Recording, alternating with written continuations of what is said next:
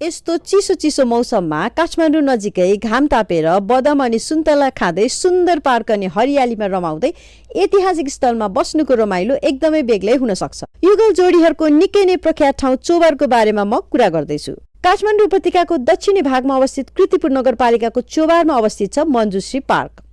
बल्खु चोकबाट मात्र 3 किलोमिटर दूरीमा यस्तो रमाइलो रमणीय ठाउँ काठमाडौँ उपत्यकाको उत्पत्तिको रोचक किंवदन्तीसँग सम्बन्धित छ। चीनका एक दिव्य सन्त यहाँ तीर्थयात्राको लागि आएका थिए अनि काठमाडौँ उपत्यका त्यो बेला तालको रूपमा रहेको अनि तालको केन्द्र भागमा चम्किलो प्रकाश निस्किरहेको विशाल कमल देखेका थिए, जुन अहिलेको स्वयम्भूनाथ थियो। अनि उनै सन्तले यहाँ रहेको पानी आफ्नो खड्गले काटेर फालेपछि बस्न योग्य भएको थियो अहिलेको काठमाडौँ सहर।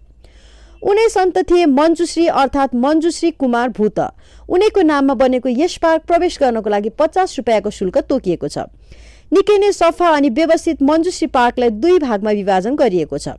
एउटा तल्लो पार्क जहाँ मञ्जुश्रीले आफ्नो खड्गले चोबार गल्छी काटेको स्थान देख्न सकिन्छ भने यो माथिल्लो पार्क हो जहाँ घुम्न अनि समय बिताउन सकिन्छ। यो पार्कको क्षेत्रफल निकै ठूलो भएकोले यहाँ भित्र विकास गर्नुपर्ने स्थानहरू पनि धेरै नै बाँकी छन्।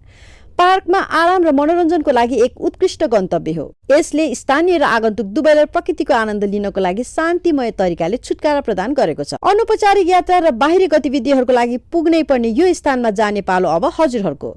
अनि जाँदा जाँदै अब अर्को भिडियो श्रृङ्खलामा हजुरहरूलाई मञ्जुश्रीले आफ्नो विशाल खड्गले काठमाडौँ उपत्यका बनाउन काटेको चोबार गल्छी, मञ्जुश्री गुफा अनि 104 वर्ष पुरानो झोलुङ्गे पुल सहितको श्रृङ्खला देखाउने छौं। यस्तै रमाइलो अनि जानकारीमूलक भिडियोहरू हेर्नको लागि हामीलाई फलो अनि सब्स्क्राइब गर्नुहोला। धन्यवाद।